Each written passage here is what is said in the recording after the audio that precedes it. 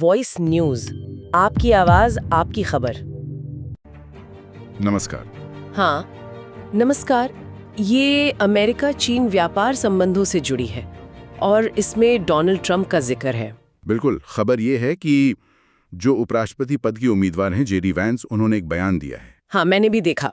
वो कह रहे थे कि डोनाल्ड ट्रंप चीन पर फिर से टैरिफ लगाने का सोच रहे हैं। हाँ, गंभीरता से सोच रहे हैं, ऐसा कहा उन्होंने। मतलब चीनी सामान पर टैक्स। तो जरा इसको समझते हैं कि वैंस ने क्या कहा और इसका मतलब क्या हो सकता है। हाँ, ये ध्यान देने वाली बात है क्योंकि वैंस का बयान ये इशारा करता है कि भाई व्यापार नीतियां, खासकर चीन को लेकर, वो शायद फिर से एक बड़ा मुद्दा बन सकती हैं। अगर ट्रंप वापस आते हैं तो। हाँ बिल्कुल, अगर वो दोबारा चुने जाते हैं। हमने पहले भी देखा है कि टैरिफ उनकी अहम रणनीति रही है। अच्छा, पर क्या ये सिर्फ चीन की ही बात है? उस खबर में शायद कुछ और भी था, रूस वगैरह। हाँ बिल्कुल।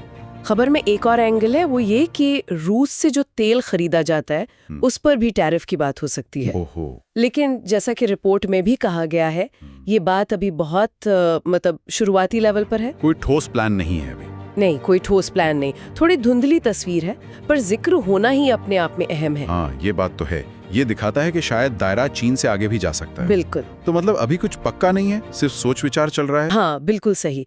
स्रोत साफ कह रहा है ट्रंप इस पर सोच रहे हैं, कोई फैसला नहीं हुआ है।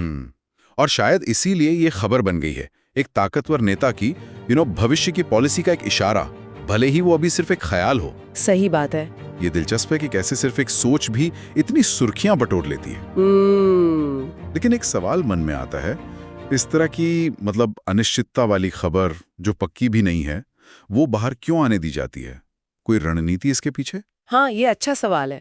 देखिए, कई बार ऐसे बयान ना एक तरह से ट्रायल बलून जैसे होते हैं। ट्रायल बलून मतलब ये देखने के लिए कि पब्लिक, बाजार, दूसरे देश वो कैसे रिएक्ट करते हैं। अच्छा, माहौल भांपने के लिए। हाँ बिल्कुल। और ये चुनावी रणनीति का हिस्सा भी हो सकता है, वोटर्स को एक मैसेज देना कि देखो हम चीन या रूस पर सख्त रहेंगे। या शायद भविष्य में बातचीत के लिए तैयारी। हाँ, ये भी मुमकिन है कि पहले से ही एक स्टैंड ले लिया जाए। तो इसके कई पहलू हो सकते हैं। समझ गया।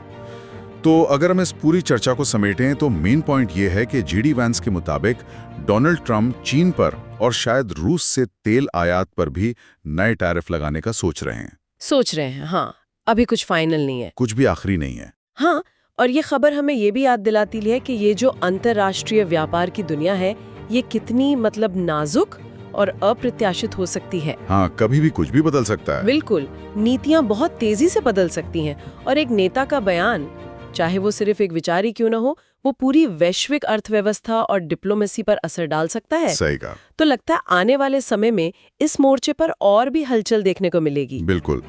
और ये हमें एक सोचने वाली बात पर छोड़ जाता है।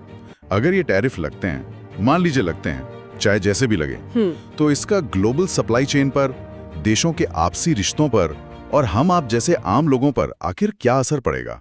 कितना गहरा असर पड़ेगा? ये एक बड़ा सवाल है। हाँ, ये वो सवाल है जिस पर आगे नजर रखनी होगी।